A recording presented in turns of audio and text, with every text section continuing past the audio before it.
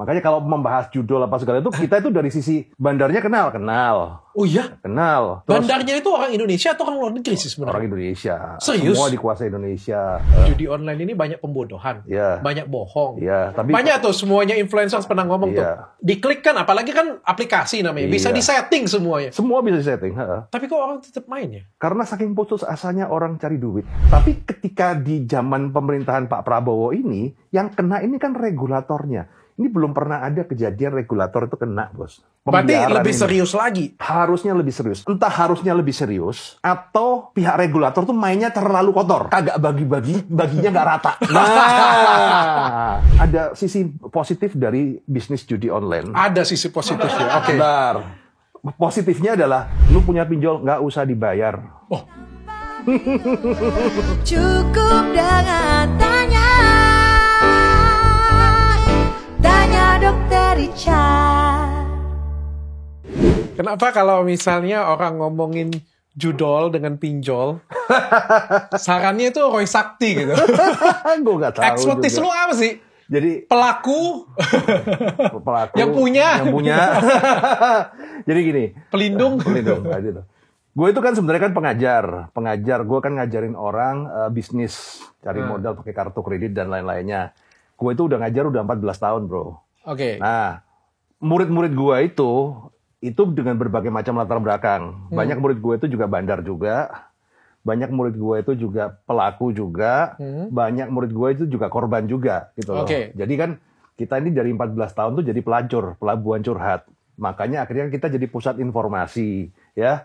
Makanya kalau membahas judul apa segala itu, kita itu dari sisi bandarnya kenal. Oh iya? Kenal. Terus, bandarnya itu orang Indonesia atau orang luar negeri sih sebenarnya? Orang Indonesia. Serius? Semua dikuasai Indonesia.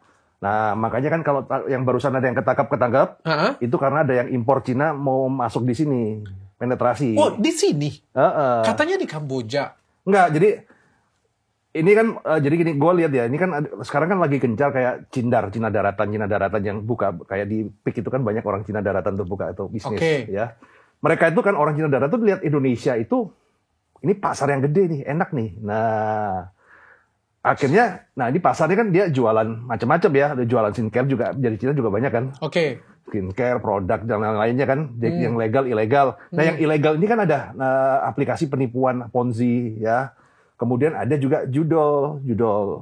Nah, selama ini judol itu kan memang yang menguasai ya orang Indonesia. Cuman servernya di Kamboja. Oh, servernya di Kamboja. Karena di Kamboja secara hukum legal di sana gitu loh.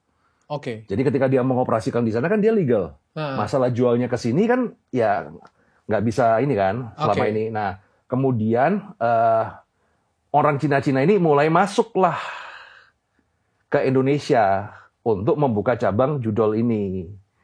Dan akhirnya kebongkar kan kemarin kan. Ada yang kemarin ketangkep, mungkin bisa dicari infonya. Jadi ada bandar-bandar judol yang dari Cina daratan itu ketangkep di sini. Itu ya kita berkata ya ini bisnis akamsi, anak kampung sini.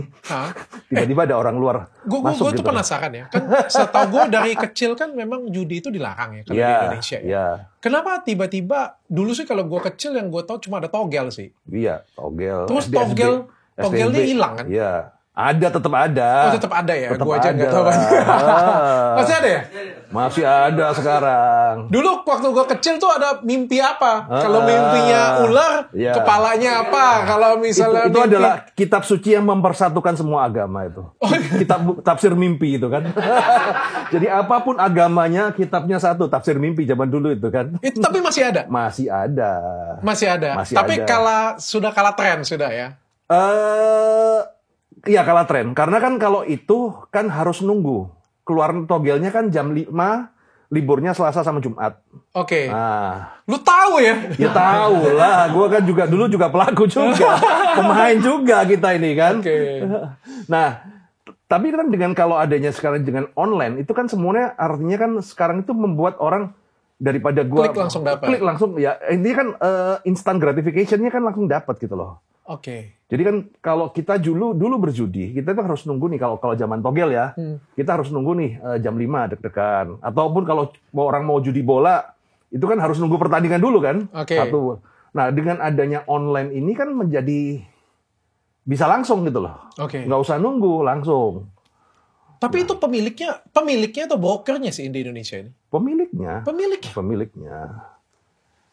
Ya orang-orang situ aja. Bro, gue mau tanya. Iya. Kan sudah kita edukasi ya masyarakat ya. Judi online ini banyak pembodohan, banyak bohong. Tapi banyak tuh semuanya influencer pernah ngomong tuh. Diklik kan, apalagi kan aplikasi namanya. Bisa disetting semuanya. Semua bisa disetting. Tapi kok orang tetap main ya? Karena saking putus asanya orang cari duit. Jadi kita lihat ya, kalau dari point of view kita ini pembodohan ya. Tapi dari point of view orang-orang yang pemain, ya mereka ini kan nggak punya duit apa-apa. Contoh kan, paling kejadian tuh kalau paling banyak itu kan abang-abang Gojek. Abang-abang Gojek itu narik sehari punya uang 100.000. Opsinya satu, gue bawa 100.000, makan hari ini kenyang. Tapi gue spend 50.000, gue bawa 50.000, gue pertaruhkan 50.000 ini bisa jadi 5 juta. Jadi dia saking harapan itu di situ gitu. Toh gue hilang cuman gocap. Tapi kalau gue untung bisa dapat 5 juta. Nah, akhirnya kan menjadi harapan di situ gitu loh. Karena saking putus asanya orang itu nyari duit. Apakah mereka nggak tahu? Apakah mereka tahu ditipu? Tahu, bro. Taunya dari mana? Kemarin kan gue webinar dengan orang dari PPATK. Jadi dia itu memblokir situs-situs judi online dan rekening-rekening judi online. Nah, dia diliatin tuh. Mungkin nanti gue kasih ya datanya ya. Jadi transfernya itu 50.000, 100.000 apa segala gitu kan. Yang lucu itu adalah komentarnya. Kasih JP dong, uang terakhir. Ini udah rungkat nih, ya kan? Istri udah marah-marah nih. Kasih pesan kasih pesan begitu. Artinya kan mereka tahu, mereka itu sedang ditipu tuh mereka tahu gitu loh. Tapi ya karena saking putus asanya cari duit ya harapannya di situ. Berarti mereka tahu ya, mereka bakal ditipu ya. Tahu. Seberapa serius sih sebenarnya pemerintah memberantas judi online ini? Seberapa serius itu? Hati-hati salah ngomong. Iya. Jadi gini ya, kalau kita berbicara judi online itu kalau serius ya tergantung. Cuman kan begini, gue kasih tahu dulu ya kan. Jadi gue bisa bilang bahwa judi online, kejahatan yang lain itu tidak akan bisa diberantas total. Kenapa? Karena begini, uang hasil kejahatan itu adalah uang haram yang paling halal untuk para pejabat, baik itu regulator, aparat, untuk membiayai kehidupan mereka, biaya mereka. Uang haram paling halal. Nah, Nah, maksudnya apa uang haram paling halal? Lu kalau jadi pejabat, ya sekarang kan kemarin nih teman-teman kita DPR, maju DPR, habis berapa miliar? Kan nggak ada yang puluhan miliar tuh. Lu sama gaji sinkron nggak sih? Sudah pasti nggak. Nggak sinkron kan? Tapi kan kemudian cari balik modalnya dari mana? Kan begitu kan?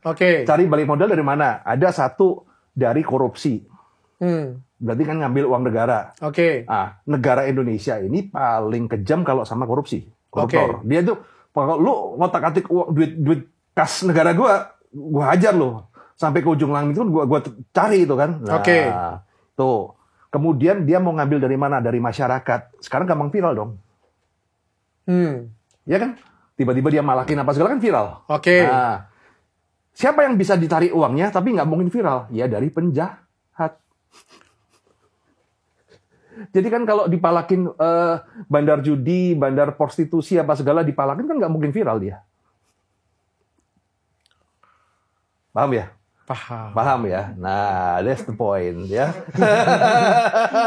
Uang haram paling halal bagi mereka gitu kan. Nah, berarti banyak yang terlibat dong sebenarnya. Banyak, kayak dulu kan 2 tahun yang lalu kita mengungkap kasus Ferdy Sambo.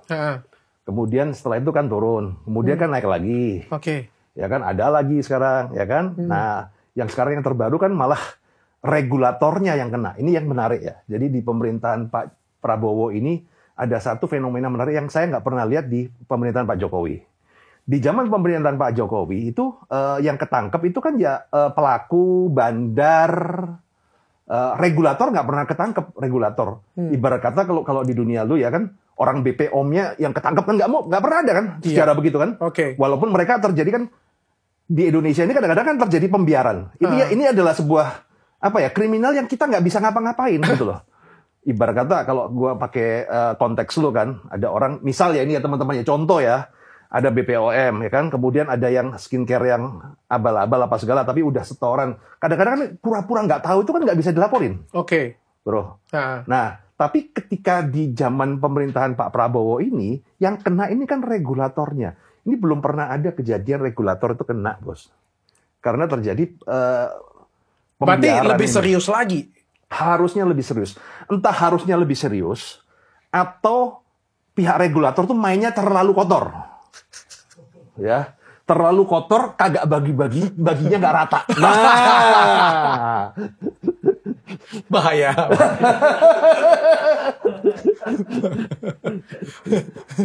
Tapi sebenarnya kalau mau diberantas, bisa diberantas nggak sih? Bisa, semua itu bisa.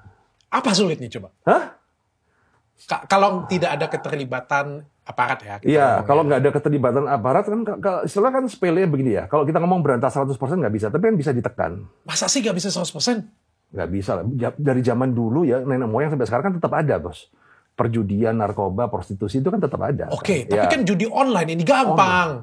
Online ini perasaannya kan gini, ada satu fase, ini menjadi ini ya, sebenarnya bisa diberantas, cuman menjadi kayak self-defense dari aparat untuk tidak memberantas, itu adalah karena servernya berada di Kamboja. Nah, nggak ada bukti kuat. Gue mau tanya ya, ini kan judi online kan jangan dipromosiin ya, jangan di-endorse ya. Kan ditutup terus tuh. Nanti buka yang baru, tutup, buka yang baru. Orang yang main judi tahu dari mana sih ada situs baru lagi? Kan dia ada database, bos. Jadi kan kalau orang-orang kan database kan begitu dibongkar ya kan dianu lagi, kita pindah lo di sini. Gue pernah di chat lo, dia dapat nomor gue dari mana ya? Ya memang gitu sama. Nomornya sama aja. Lu ketika apply kartu kredit yang nelpon lu kan asuransi, KTA dan lain-lainnya. Ya kira-kira di dalam dunia judi online juga begitu. Nah, justru yang bikin orang terjerat itu adalah marketingnya ini yang bijis orang Indonesia. Apa? Marketing judi online apa? Iya, marketing jadi yang japri-japri, bang, gue orang dalam nih, ya kan? Udah, lu main aja nanti gue bukain gitu loh, seolah-olah begitu tuh. Seperti itu juga? Seperti itu, modusnya seperti itu. Gua coba lagi gitu kan. Ntar gue bukain deh, nanti gue ngomong sama tim IT-nya untuk ngaturin buang abang deh gitu. Ada GRO-nya juga? Iya, ada seperti itu.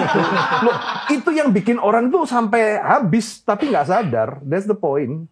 Seberapa banyak sih orang Indonesia main judi online? Banyak lah. Kalau kita berbicara banyak ya. Terutama menengah ke bawah ya. Karena kan menengah ke bawah kan sekarang gini ya, nyari duit makin susah. Judi itu kan adalah salah satu bentuk bisnis yang paling simpel.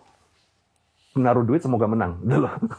Ya kan itu kan the simple way do business kan begitu kan. Naruh duit semoga menang. Bahkan sekarang ini judinya yang paling goblok lagi. Dari paling simpel paling goblok. Kalau kita judi di kasino, kan kita masih ada milih besar atau kecil. Merah atau hitam. Nah kalau yang slot tuh kan nggak ada pilihan. Cuma tek-tek-tek doang aja. Cuma satu tombol kan? Iya cuma satu tombol. Mengharap lurus aja kan? Iya. Cuman karena harapan dan dibuai sama marketing. Kalau istilah saya itu namanya londoireng gitu ya kan. Asiknya itu apa sih? Kan cuma pencet kayak gini doang.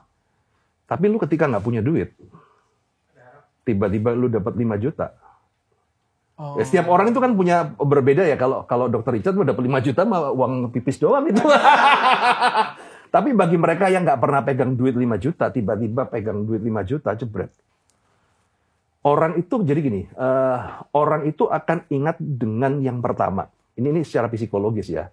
Misalnya kalau dia pacar pertama, lu pasti ingat dong namanya siapa. Oke. Pacar kedua ingat nggak? Udah mulai nggak? Lu agak lupa.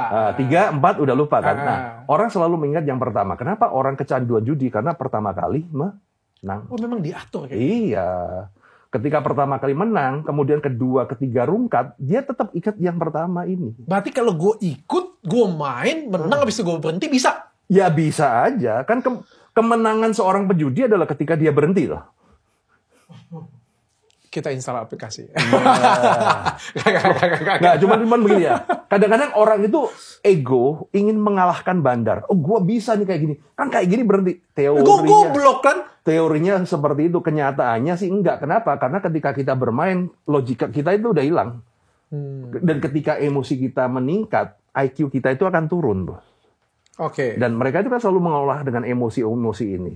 Oke. Dipermainkan emosi ini. Lewat mana? Lewat CS-CS-nya tadi ini. Mungkin penggambaran yang jelas tentang skema bisnis judi online dan lain-lainnya, lu bisa nonton film di Netflix namanya No More Bets. Oke. Nah, itu adalah penggambaran apa yang dilakukan di dalam organisasi mereka itu seperti itu. Oke. Seberapa banyak sih? Ini kan katanya kemarin gue dengar berita tuh ada 187.000. Sebanyak itu? Apanya? Situsnya? Ya kalau situs mau bikin 10-100 juga nggak apa-apa, tinggal situs, bos. Oh, pindah. Mereka itu kan punya engine, namanya kan engine. Ya kan mereka punya engine. Terserah lu mau bikin pakai situs apa ya, engine-nya itu. Ini ada yang ditangkap ya, katanya Satbor. Ya itu yang di TikTok. Satbor itu apa sih? Joget-joget yang satu kampung joget-joget. Terus kenapa ditangkap? Ya jadi gini. Sekarang kita itu sebenarnya gini, bandar judi itu sebenarnya ada sisi positif dari bisnis judi online. Ada sisi positif ya. Oke. Positifnya adalah kita bisa belajar ilmu marketingnya dia. Marketing dia kan jago banget itu kan di bisnis online kan. Gimana caranya menjual barang terlalang tapi tetap bisa. Oke. Nah, salah satu channel marketing dia, bagaimana memarketing dia adalah dengan nyawer live. Jadi live TikTok itu, ya kan, pas penontonnya banyak dia ikut nyawer. Oke. Nyawer. Nah, itu sebenarnya kan channel marketing dia, cara pemasarannya dia gitu loh. Nah, pertanyaannya yang disawer apakah salah? Enggak. Karena kan tiba-tiba lu live kemudian disawer, kan nggak biasa ngomong kan? Terima kasih. Ya, cuman paling mentok, ya mana kan kita harus tahu kan, batasan kan terima kasih, misalnya apa gitu kan. Ya, terima kasih Athena, kayak gitu ya. Terima kasih Athena Toto, gitu kan. Nah, ya kalau udah kayak gitu kan, ya udahlah itu kan. Nah, tapi yang dilakukan Satbor itu overlap. Apa? Athena Toto anti rungkat, ya kan pasti gacor. Tinggal cari di Google linknya. Nah, itu kan berarti kan aktif. Promosi. Nah, apesnya dia ada yang ngerekam. Dan rekaman itu viral di TikTok. Ya sudah, selesai. Padahal mungkin ya dari dia nge-live itu mungkin dari yang durasi berapa puluh jam ya mungkin dia promosi itu paling cuman 1-2 menit lah ya. Tapi pas apesnya ya pas ada yang rekam dan jadi viral. Sebenarnya kan kayak artis-artis banyak kan, TikTok juga banyak kan yang sawer-sawer begitu kan juga banyak. Apalagi kayak di Mobile Legends itu kan juga banyak juga. Nah iya, kemarin kan juga di Mobile Legends kan juga viral juga. Nah, main sampai live streaming, terima kasih. Iya. Itu punya. Kalau sebatas terima kasih, akun itu ya, itu masih abu-abu lah. Karena kan bisa diperdebatkan ya, namanya orang nyawer kan kita terima kasih kan. Tapi jangan sampai secara aktif kita mempromosikan akun itu. Itu batasan yang harus nggak boleh dilanggar kan. Oke. Jadi buat mereka ini sebenarnya tahu nggak sih yang dipromosikan ini? Tahu, yang mana bilang bisa nggak tahu tuh kan. Makanya ada artis yang bilang, oh ini cuman game, mata lu game lah itu. Ada artis-artis yang terlibat juga katanya. Ada. Yang mempromosikan judi online. Mereka ini tahu nggak? Jadi gini, kalau artis-artis yang terlibat yang itu kan waktu generasi pertama. Jadi di tahun 2000 waktu zamannya Sambo tuh 2020 2021 itu kan banyak artis-artis yang ya ketika dia mengiklankan dikira nggak apa-apa gitu loh. Jadi bukan nggak boleh ya, karena saat itu kan belum ada penindakan apa-apa. Sebelum zamannya Verdi Sambo itu kan nggak ada penindakan apa-apa kan, artinya ya udahlah orang terima kan cuman ngiklanin begini doang gitu kan. Nah baru kan ketika ada kasus Verdi Sambo mulai meredak dan akhirnya kan orang itu mulai sadar kan, hati-hati berarti kalau kita melakukan kayak gini pasti bermasalah gitu. Nah, tapi kan kemudian mereka akan berevolusi. Berevolusinya kan adalah apa? Mulailah kayak contoh akun gosip kan sekarang ada stempelnya kan, alamat apa gitu kan. Ya itu kan juga salah satu marketing ya kan. Nah, kemudian ada juga akun-akun selebgram yang mempromosikan di storiesnya. Nah, sebenarnya mereka itu banyak yang ketangkep, bro. Oke. Cuman nggak ke blow up media aja. Banyak yang ketangkap. Tapi nggak ke blow up media aja. Kalau misalnya ditangkap itu hukumannya berapa lama? Ya tergantung mau diselesaikan di bawah tangan atau di atas media. Nah kan itu tuh. Kan masalahnya di situ, bro. Makanya kalau yang ditangkap kemudian nggak ada kabar itu kan ya itu kan. Nah, kalau gue tanya pengacara jawabannya berapa lama penjara. Kalau gue tanya dia jawabannya tergantung. Tergantung. Realitanya begitu. Gitu. Realitanya seperti itu. Ya kan, gue bisa ngomong kenapa? Gue pernah ngalamin. My true story ya kan. Mungkin gue nggak pernah bongkar di sini ya. Kenapa? Lu pernah promosiin? Bukan pernah promosiin. Gue punya 2 orang, 1 saudara, 1 teman. Dari yang awalnya penjudi online, sekarang bertobat, bos. Nggak pernah menyentuh judi online. Itu berarti kan tipsnya menarik kan? Bagaimana berhenti judi online?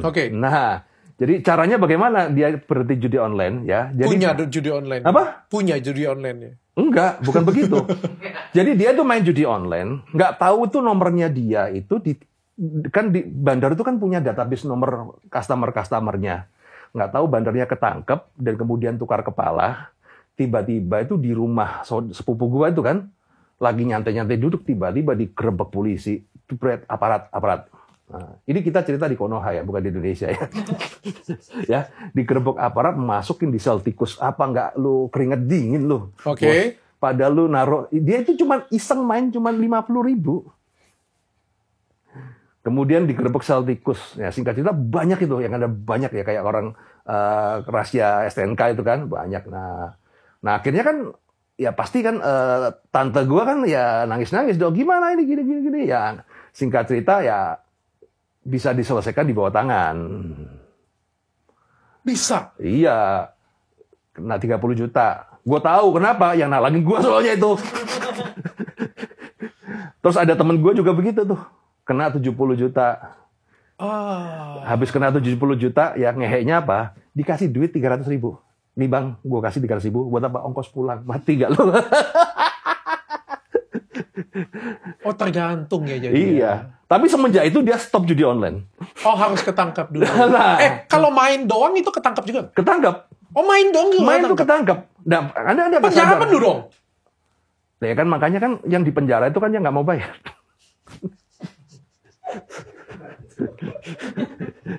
Ini Konoha ya, bukan di Indonesia. Indonesia mah tegak lurus lah, bagus lah. Oh, main doang itu bisa, masa pas pemain tuh kena dan banyak kasus kayak begitu, tapi ya itu buat CPR bawah tangan aja gitu loh. Karena kan kalau ya penjara penuh dong. Oh, enak banget ya berarti ya. Kalau misalnya kan katanya semasif itu, berarti nangkep orang enak banget ya. Ya memang kan. Sekolah bisnis paling gede di Indonesia kan di situ. Kalah Harvard, bos. Ini katanya juga pegawai Komdigi yang melindungi ribuan situs judol. Nah, pegawai dulu itu Menkominfo, kan kemudian berubah. Jadi kan dulu itu kan Menkominfo, Menkominfo yang dulu kan Johnny G. Plate masuk. Kemudian kan digantikan oleh Ketua Projo, Pak Budi Ari. Nah, beliau ini kan ketika dikonfrontasi kan selalu berbicara bahwa gua udah memblokir 1,9 juta situs. Nah, kemudian kan ketika ganti sekarang kan Bu Mutia Hafidz dan kemudian diganti kan namanya Menkomdigi. Nah, yang lucu adalah yang ketangkap itu anak buahnya menteri ini. Dan ternyata ya kan kita jadi tahu gitu loh. Jadi kan yang dimaksud dia itu adalah dia memblokir 1,9 juta situs judi online itu untuk melindungi yang 1.000 itu. Nah, lu bayangin. Atau yang nggak setoran. Yang nggak setoran. Setorannya satu situs cuma 8,5 juta. 8,5 juta setorannya per bulan. Satu situs. Itu ada 1.000 situs. Jadi total adalah 8,5 miliar per bulan. Dan itulah yang ditangkap kemarin tuh. Dan ini yang juga ngomong, regulator ditangkap itu baru sekarang. Dulu-dulu nggak ada regulator ditangkap itu nggak ada. Dan ini menarik nih. Nah, pertanyaannya kan begini nih, pertanyaannya ya. Kan saya bertanya ya, bukan menuduh ya. Lu punya anak buah nih, ini anak buah lu ini kan. Ini ngumpulin duit nih 8,5 miliar. Masa lu nggak tahu sih? Jadi bos. Mungkin. Positif thinking. Ya. Soalnya kan gue kagak kerja. Yang lucunya kan si mantan menteri ini, bukan mantan menteri, dia udah menteri di divisi lain kan. Bilangnya nggak kenal. Tapi kemudian... tapi mungkin lah, mungkin kan gede. Ya, di akun gosip, muncul fotonya waktu dia datang ke kondangan orang yang ketangkep. Ya kan datang kondangan beda, bro. Kita kan nggak tahu rekening dia. Nah, staf sus itu diselidikin, yang milih dia. Salah pilih lah, salah pilih. Iya. Salah pilih. Nah, Pak, saya sudah bilang Pak ya. Nah, jadi ini yang. Tapi katanya selain di situnya juga, katanya di instansi-instansi lain juga ada pelindungnya. Benar ya sih? Ya, setiap itu kan juga ada pelindungnya. Setiap instansi kan ada seperti itu. Tapi kan ini kan sebenarnya kan namanya pelindung, backingan apa segala ini kan ya dibilang kejahatan ya bukan. Dibilang legal juga nggak buka, ya nggak juga kan, kita hidup di Indonesia ya, yes. Asian value, kata-katanya Asian value lah. Tapi kan kalau udah keterlaluan, ya kan mungkin karena keterlaluannya ya. Ya jadi kan saking keterlaluan dan kemudian ketika dirubah dari Menkominfo menjadi Menkomdigi, kemudian kan sekarang yang menarik yang jadi menteri kan Bu Mutia Hafidz. Ya, Bu Mutia Hafidz ini kan dulu yang ngata-ngatain si Pak Budi itu nggak becus. Sekarang dia jadi menteri kan. Nah, dan sekarang ya langsung dibongkar semua ini. Oke. Dan ini menariknya adalah apa? Gue dapat info A1 ya kan, karena tadi pagi gue harus ngobrol dengan DPR. Jadi DPR komisi yang ini kan. Jadi ini terjadi secara sistematis dan masif. Jadi kejahatan ini itu terjadi secara sistematif dan masif. Jadi semua data situs-situs yang mau diblokir itu dimasukkan di Kominfo dulu. Oh, kan Kominfo dulu kan? Data dari Kominfo itu diangkat ke kantor yang tadi digerebek itu. Oh. Kemudian setelah itu dibalikin lagi. Ini yang diblokir, ini yang enggak. Mati enggak lo? Tapi gue pikir nggak sulit loh blokir ini. Buktinya, ya memang nggak sulit. Kita ngomong pornografi aja ya. Pornografi itu cepet. Susah kan sekarang kan? Iya, walaupun lebih susah buka situs bokep atau lebih susah buka situs judol sih? Jadi begini, aku nggak pernah buka situs bokep masalahnya. Dan aku juga nggak pernah buka situs judol ya. Tapi kan intinya kan itu sama ya kan, ada VPN apa segala. Oh, pakai VPN juga? Iya, semua pakai VPN. Kalau yang situs judul itu kan kalau yang keblokir pakai VPN. Tapi kan kalau yang nggak keblokir kan nggak pakai VPN. Nah, Menkominfo itu kan mempunyai hak prerogatif untuk blokir account. Oke. Ya, bahkan kadang-kadang ada beberapa teman gue yang trading forex, yang benar-benar trading forex aja, diblokir Menkominfo. Udah kalau diblokir Menkominfo gitu, di IG itu tulisannya diblokir Menkominfo. Oke. Udah nggak bisa ngapa-ngapain gitu udah. Habis itu udah. Walaupun pakai VPN sekalipun. Nggak, kalau pakai VPN bisa buka, tapi kan ya pasar-pasarnya masa orang luar negeri kan pasar-pasarnya orang Indonesia gitu loh. Oke. Kalau di Indonesia nggak bisa dibuka. Oh, sebenarnya bisa ya? Ya mereka ada wewenang, tapi kan ketika wewenang ini disalahgunakan ya terjadinya kan ketika ada wewenang artinya ada kesempatan dong. Oke. Nah, kembali lagi ke situ sih. Gue pertanyaan gue kayak gini deh. Pertanyaan bodoh aja lah ya, bukan pertanyaan gue ya. Pertanyaan bodoh aja lah. Emang judi online itu merugikan, tadi kan keuntungannya ada tadi ya. Yeah. Kalau kerugiannya untuk di masyarakat apa? Kan uang berputar, bro. Problemnya uang berputar itu kan gini loh. Kalau uang berputar itu kan dari lu ke gua, dari gua kan lempar lagi ke lu gitu kan. Nah, itu kan berputar kan. Tapi kenyataannya kalau judi online kan nggak muter. Ngempul di satu tempat. Di bandara aja gitu juga loh. Ya. Orang yang itu nggak ngepul balik lagi gitu. Nggak bisa. Gacor balik ke gue. Nggak bisa, ya kan? Makanya gue kasih bercandaan ya kan. Lu daripada judi online, lu lebih baik main micet deh. Kenapa emang main micet? Kalau main micet, ekonominya berputar, bos. Lo iya dong. Lu kasih orang, ya kan? Dia kasih keluarganya beli makan, ya kan? Balik lagi kan, ekonomi berputar kan. Nah kalau lu main ini mainan ludo ya teman-teman ya, nggak yang lain-lain ya. Lu judi kan kalah terus. Duitnya ngepul tuh di Kamboja. Kamboja datang ke sini, nanti jadi di pick itu kan banyak gitu tabungannya itu. Tapi lebih bahaya mana? Kalau judol dengan pinjol bahaya mana? Dua-dua ini kombinasi mematikan. Kadang-kadang ketika orang judol putus asa pakai pinjol.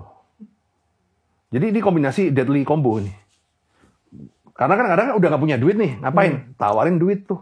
Ya kan akhirnya kan memultiplikasinya kan dari pinjol ini. Tapi beneran loh, temanku, teman bukan teman dekat lah ya, temanku nggak ada yang pinjol lagi kan. Tapi aku pernah punya karyawan, temannya karyawan lah kayak gitu ya.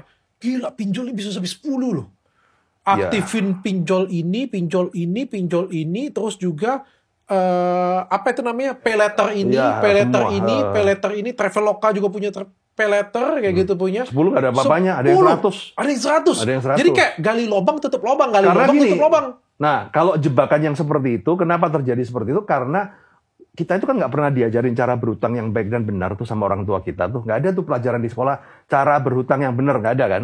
Nah, yang terjadi adalah apa? Begitu dia masuk, biasanya itu kan awalnya kan satu kecil nih. Nah, jebakan pinjol ini, ya ini buat ibu-ibu juga hati-hati kan. Di sini kan segmen pasar ibu-ibu nih kan. Jebakan pinjol itu kadang-kadang orang Indonesia itu kan lebih baik mati daripada ngitung.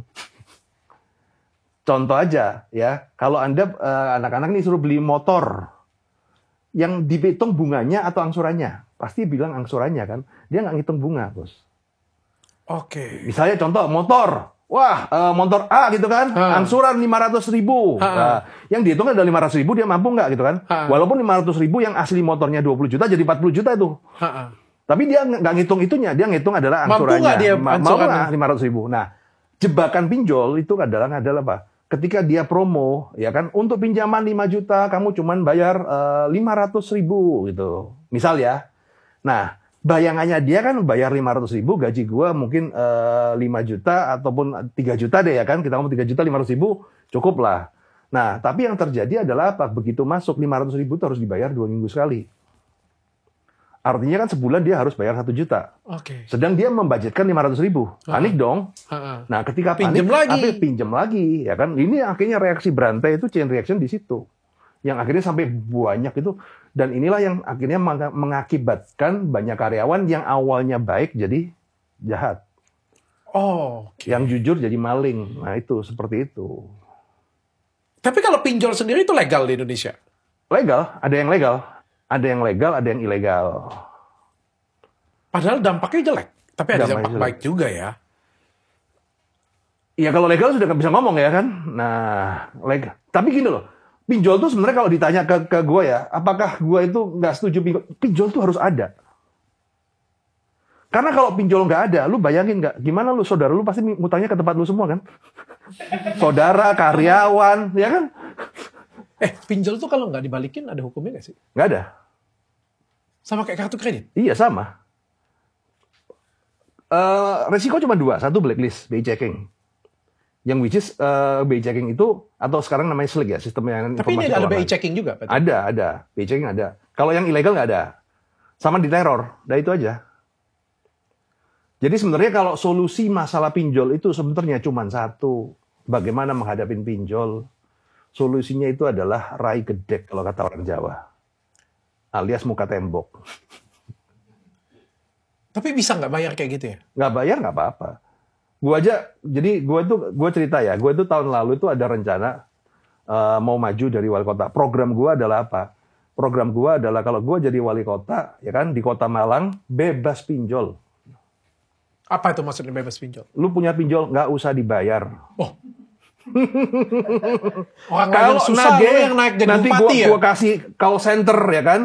Kalau ada yang nagih, lemparin ke sini. Gue kasih call center, gue kasih gedung, gue sewa pengacara 3, ngatasin itu semua. Jadi selesai.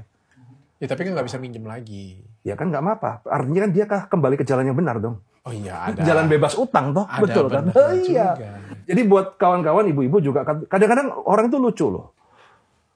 Wah, gue nanti kena blacklist. Ya kan, nanti kan nggak bisa utang lagi. Lu utang aja lu nggak bisa bayar, lu ngapain lu utang lagi gitu loh. Gue tuh selalu bilang begini, harusnya kalau lu blacklist itu lu bersyukur, artinya lu telah kembali ke jalan yang benar, jalan anti riba, bebas riba. Nah, begitu anti riba, bebas riba kok nggak mau? Kamu tuh sebenarnya anaknya setan apa anaknya demit gitu kan? Tapi pinjol banyak ya di Indonesia, katanya ada 870 triliun. Jadi gini, pinjol itu ya jualan apa yang paling gampang ya jual duit dong. Ya salah satunya adalah lending ya kan, personal lending. Pinjol itu kan keuntungannya kan gila. Dia bunga aja sebulan sampai 20-30% loh, per bulan loh. Bro. Oh 20-30%? Iya 20-30% per bulan. Berarti kan setahunnya berapa? Lu ibarat kata lu sebagai institusi nih, lu pinjem bunga di Fed rate aja kan 4%. Sekarang 4 berapa ya? 4,5% deh per tahun. Lu masukin pinjol, yang macet separuh aja masih cuan bos. Kita berbicara secara ini kan. Nah, cuman kan kenapa mereka berani seperti itu? Karena mereka melakukan yang namanya, kalau lu nggak bayar, gue teror, permalukan. Kayak gimana cara dia permalukan? Sebar di WhatsApp disebar. Fotonya disebar. Bahkan ada yang diganti fotonya jadi foto porno. Telanjang, apa segala. Dipermalukan intinya. Bilangin lu temen lu, ini maling perusahaan, duit perusahaan. Dia tahu dari mana itu teman-teman gue? Karena ketika orang minjam pinjol, ya, dia kan pinjam ya, dia tuh pinjol tuh kalau lu mau kasih duit, dia bisa akses semua kontak yang ada di HP lu. Jadi mereka tuh nyedot semua data yang di HP baru dikasih pinjam. Jadi jaminannya adalah jaminan kontak-kontak lu itu. Data. Bahkan sampai ada yang sampai gambar, ada yang sampai rekaman. Gue pernah kejadian tuh ya, salah satu murid gue tuh diancam sama pinjol, lu kalau nggak bayar, gue bongkar perselingkuhan lu ke istri lu. Ini ada chat rekamannya. Ini bener kan ngomongan lu? Bisa kayak begitu. Serem ya seperti itu ya? Serem begitu. Kalau di China lebih serem lagi tuh. Lu bisa pinjem dengan lu naruh foto bugil. Di China seperti itu, tapi akhirnya ke-banned. Kan sekarang kan nggak boleh. Nah, ketika di China ke-banned, ya kan, dilarang pemerintah, larilah ke Indonesia. Nah, di Indonesia itu kan pinjol-pinjol legal itu yang gede-gede itu kan backupnya ya China semua, itu made in China itu. Cindar-cindar itu. Kita ini sedang dijajah Cina daratan. Baik dari sisi pinjaman ilegal. Karena gini, setiap pinjol legal itu punya anak perusahaan yang ilegal. Jadi ketika lu masuk di pinjol satu, ya kan, nanti yang nge-broadcast lu banyak tuh pinjol yang lain-lain. Wah. Aku tahu gue. Serem ya. Habis itu buat apa duitnya? Buat judi. Wah, udah cocok lah. Udah. Tapi kalau di negara lain, judol itu boleh nggak sih? Malaysia? Ada tapi diberantas gitu loh. Populasinya nggak banyak, tapi ada gitu. Diberantas. Tetap diberantas. Kayak kemarin kayak... Negara mana yang boleh judi online? Kayak Amerika, Inggris, tapi mereka juga mengalami hal yang sama. Main nggak mereka? Hah? Main, karena kan negara bebas kan, liberal kan. Lu mau main apa? Sama aja goblok. Sama aja gobloknya. Sekarang tuh. Ya itu yang terjadi ya. Ketika sekarang cari duit susah, maka yang terjadi adalah judi akan meningkat, prostitusi online akan meningkat. Itu udah ciri-ciri negara lagi susah itu. Ini berarti ciri-ciri negara lagi susah atau lagi baik-baik saja? Masyarakatnya lagi susah. Oh, sekarang masyarakat lagi susah? Iya. Kan kalau gampang kan, kalau judi online meningkat, ya. Terus jadi aneh-aneh juga ngetren. Ya, skincare pasti gede, naik lah pastilah. Ya kan? Itu bagian di situ kan. Nah, kemudian sekarang ini kan kasus mengakhiri hidup sendiri itu kan hampir tiap hari ya.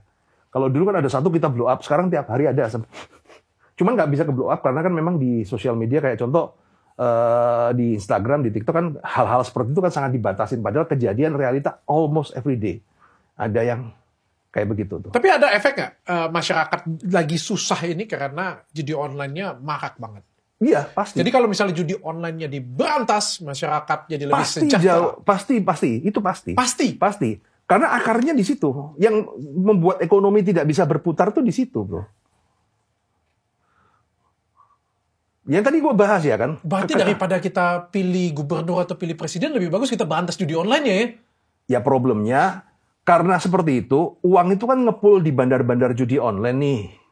Nah problemnya kan, akhirnya kan ini kan bekerja sama simbiosis mutualisme dengan politik. Oke, tapi sebenarnya kan? Kalau presidennya mau dapat duit, Indonesianya berantas aja itu. Ya kalau sekarang sih harusnya bisa. Kalau dulu kan nggak bisa, bro. Karena kan yang dana kampanye lu kira dari duit mana? Oh, dari mana? Lah ya nggak tahu, ya kan? Lu sekarang DPR aja sekarang ngeruk duit ya kan? Sekarang kita kelihatan aja yang kasus yang... Loh kalau dari situ kayak gimana bisa diberantas ya? Pasti kita bayar utang budi lah. Nah, itulah. Jadi gini, kan kalau prinsipnya orang Indonesia, ya, pokoknya itu korupsi itu semua harus diberantas. Tapi kalau gua nggak apa-apa. Betul kan? Judi online semua harus diberantas. Tapi kalau punya gua nggak apa-apa, gitu kan? Itu kan yang di bawah perlindungan gua oke. Oke, lah itu kan kenyataannya seperti itu. Dan kita nggak bisa berantas. Tapi adalah yang bisa dilakukan adalah populasinya itu dikurangin. Kalau misalnya kita sudah terjerat di judol atau di pinjol, kayak gimana caranya keluar? Rai gedek, udah. Kalau di pinjol kan kalau judol kan nggak ada duitnya kan dia udah pasti keluar dong. Yang masalah tuh di pinjolnya karena dia utang.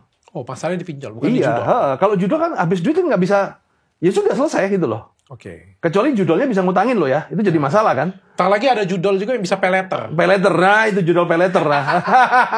Jual anak. Itu. Lo sudah ada yang jual istri untuk ini kan sudah ada, bro. Banyak kasus bro di luaran sana, ya kan. Suami-suami itu jualin istrinya di micet, duitnya buat main judol. Kalau kayak crypto trading itu judi juga nggak? Crypto trading ya itu adalah sebuah media yang bisa dijadikan investasi, tapi juga bisa dijadikan judi. Iya, masuk akal. Ya itu tergantung ya. Kalau gue taruh duit di situ, terus gue lihatnya tahun depan pas naik gue ambil, itu investasi. Ya. Tapi kalau misalnya gue lihat atau masuk di situ, pas lagi naik gue jual, pas lagi turun gue beli. Ya trading itu kan bisnis, judi itu kan bisnis yang paling simpel kan. Beli murah jual mahal, teorinya seperti itu. Tapi pertanyaannya apakah itu judi? Bukan. Tapi bisa dibilang, gua lu trading kripto apa segala itu mindsetnya itu kan otaknya kan otak penjudi semua sebenarnya, bro.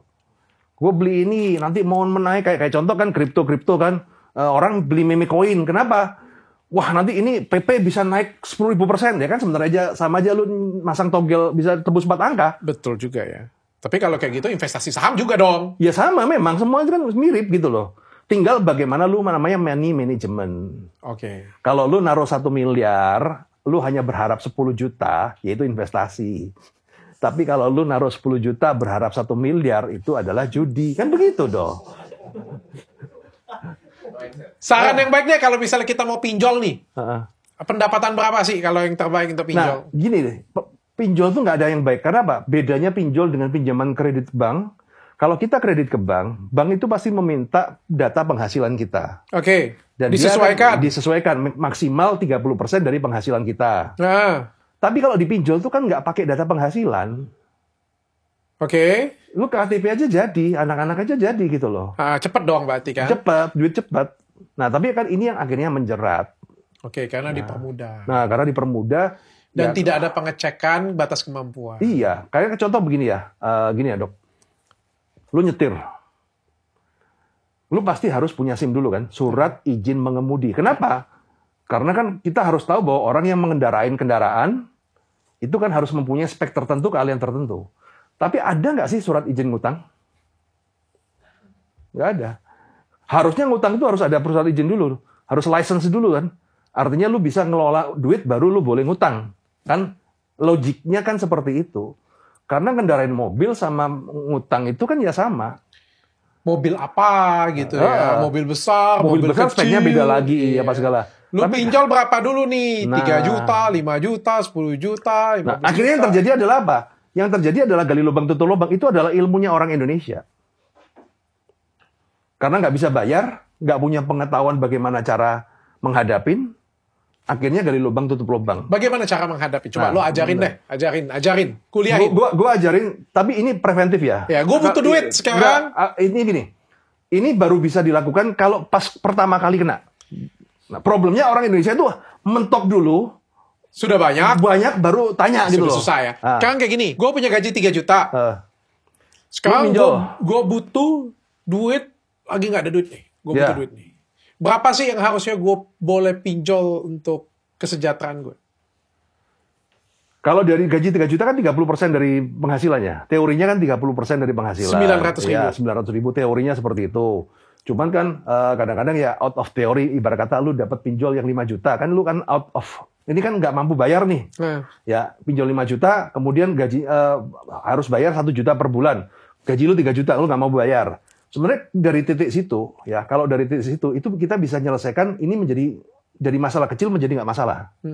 Caranya apa? Kalau lu sudah nggak mampu bayar dari awal, lebih baik lu macetin dari awal.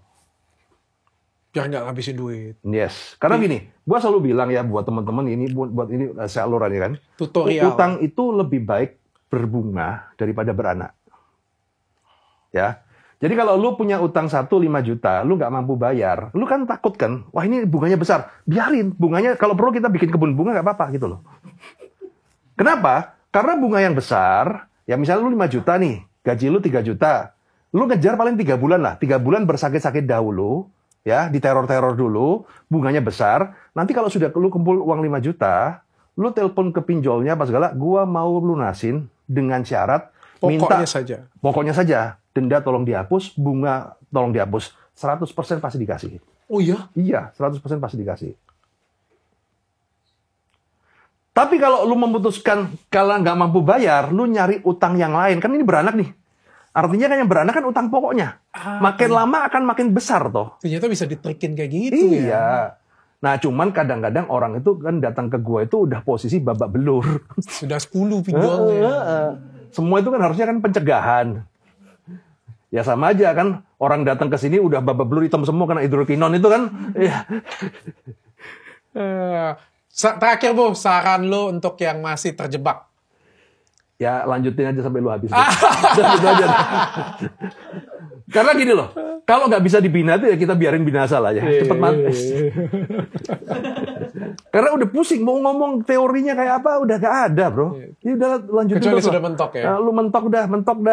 Nah, ntar lu kena polisi, hati-hati ya teman-temannya aja gini ya. Gue pesan terakhir bagi Anda ya kan, hati-hati ya. Ketika Anda bermain judi online, nomor 1, nomor handphone Anda itu akan ke-track.